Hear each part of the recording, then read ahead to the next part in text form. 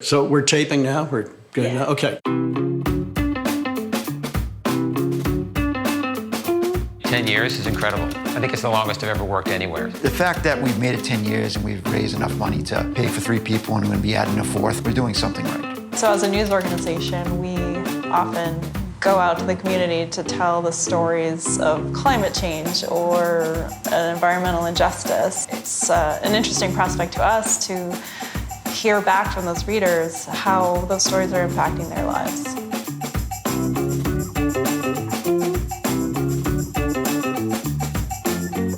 I don't actually remember. It was so long ago. I'm always looking at stuff all over the web, and I got wind of it. And I thought they're really gutsy to try this. The intersection where environment and news meet in Rhode Island. Rhode Island's environmental news source.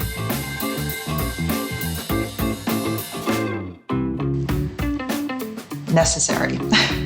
Relevant. Oh, that's so hard, just one word. I'm really wordy. Hope somewhere there's trust. They say trust. A new staff of 25. No, I'm just kidding. I mean, it feels like it because they are always coming out with so many new articles every day. Yeah, that's huge. That's like a big media empire. I read the news bulletin every time it's delivered to my email box. I see it on Facebook, I see it on Twitter. At my desk, at work, or... Ooh, maybe I shouldn't say that, though. I'm sure that's allowed. To stay up to date on environmental issues in the state of Rhode Island and the region. It's the only place to get this kind of in-depth reporting on a wide variety of issues. As a citizen and a voter, you need factual information to go to the ballot box. Well, it's basically find out what's going on and tell people. In the world that we are living right now, it's difficult to be a journalist. Journalism to me means integrity. Whether it's industry, whether it's recycling and waste management, it's really given me a better sense than other news organizations have. Just knowing that they're in our community has made me really happy. Professionally, they've helped me communicate what can be sometimes complex environmental issues to my clients in my practice.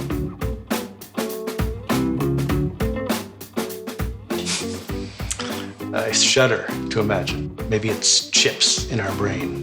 The gap that has been created by the loss of local newspapers has created an opportunity for news media that is small and locally based. It's really hard to say, where technology is going to take us. I think it cannot be a world without journalism. That is how we can connect with the rest of the world. Public officials would be able to take advantage of things a lot more easily. Our democracy would probably be significantly impacted in a negative way.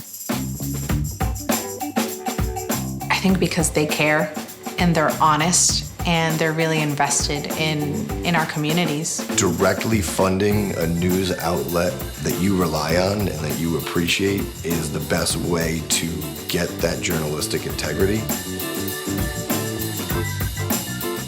I could see ecoRI expanding to be an organization that has citizen journalists that extend from their postage stamp backyards to the storm drains in the front of their homes.